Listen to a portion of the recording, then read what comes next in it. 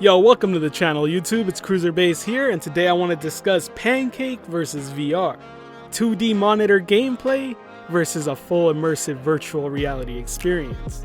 So, I might be a little biased here, but I really want to take a dive into subgenres that have both, and today we'll be talking about racing games and why it's so much better in VR.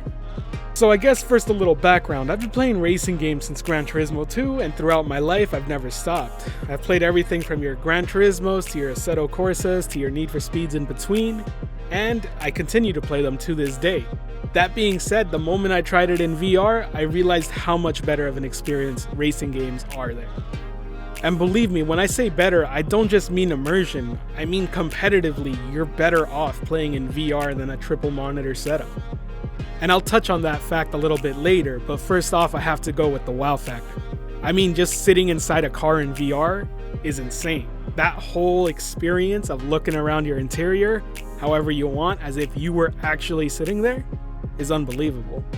And don't get me wrong, I'm not trying to knock on the Pancake version of these racing games because the visuals are amazing either or. I mean, the communities in these games tend to take these amazing and wonderful shots where it makes it really hard to distinguish what's fake and real.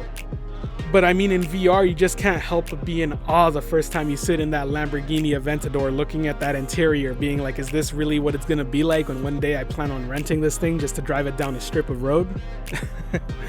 Nah, but for real, it really does make it an awe-like experience. I mean, just sitting in a car that you've been in is crazy, because you really see all the little details that match exactly what it's like in real life. So yeah, when I sat in a Honda Civic in VR, it felt exactly like sitting in a Honda Civic in real life, and that says something. I mean, for years these developers have been adding smaller and smaller details trying to make these virtual cars indistinguishable from their real counterparts, and that in VR is making it even better. Now, let's be fair and let's give the monitor its dues. It's never gonna look as clean on VR as it does on a monitor. The resolution of a VR headset just isn't there yet. I mean, pixel for pixel, that monitor is always gonna have a crisp and clearer image currently than in VR. But you must have heard me sneak in that currently, right? This isn't gonna always stay this way, and we already have evidence enough of this as is. I mean, just this year at CES, HTC announced their Vive Pro Eye with eye tracking and foveated rendering, and foveated rendering is going to be a game changer. Better yet, one of the demos they showed off at CES happened to be sitting inside of a BMW M5, and all the impressions I've seen or read have been nothing but positive about that technology. In fact, they call it a night and day difference most of the time. Now, to give a quick little explanation of what foveated rendering is, imagine your computer no longer has to push all the hardware to render the whole image. In fact, it can focus all the hardware into just rendering what you're able to see. So as you can imagine, that leads to a much higher resolution image getting pushed into what you're actually able to see and no longer waste resources on things you can't see. Anyways, I know we got a bit off topic there, but let's get right back into it, talking about the difference in immersion from driving in a VR wheel setup compared to driving in a triple monitor wheel setup on desktop. And boy, does that not even come close. Seriously. I mean, driving in VR is so much more immersive than driving it on desktop. I mean, the first thing I did is just turn the wheel around and see how well it matched what I'm seeing, and frankly, it made it feel like I was actually there for a few seconds. And don't get me wrong, a triple monitor setup is still very nice, but there's just no depth in there.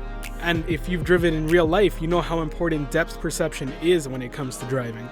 Now, if you remembered earlier, I did talk about how VR has a competitive edge over the triple monitor setup, and depth has a lot to do with it.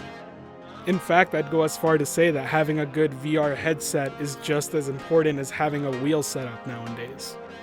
And while I wouldn't recommend this to everyone, especially if you care about high-resolution images, because it does look a lot clearer on a desktop monitor than it does in a VR headset, I guarantee you this is the future of sim racing, and that eventually every proper setup is going to include a VR headset.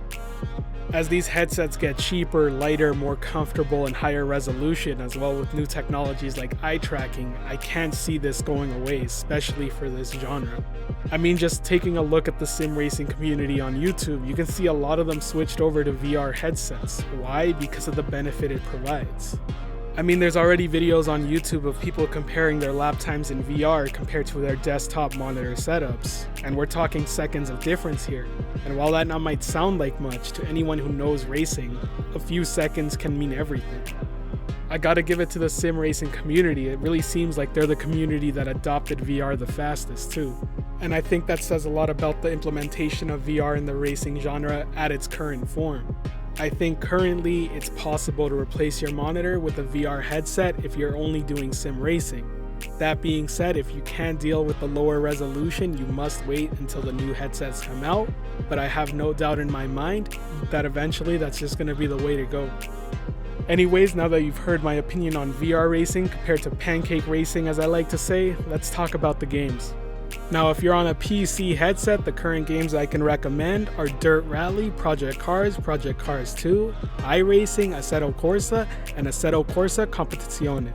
Sorry if I just butchered that last name, but I tried my best. Now, if you're on PSVR, you really only have 3 options. That's Dirt Rally, Drive Club VR, and Gran Turismo Sport. Out of the 3, my personal recommendation would be GT Sport. It's been getting updates and it's really good. I'll be taking a deeper look at some of those racing games on upcoming videos and the VR Essential Guide series, as I do believe one of them deserves to be up there. Other than that, I hope you've all enjoyed the video. Be sure to hit that notification bell below. Check out the rest of the videos on the channel. Like, comment, subscribe. Thanks for watching. Have a great day, and peace.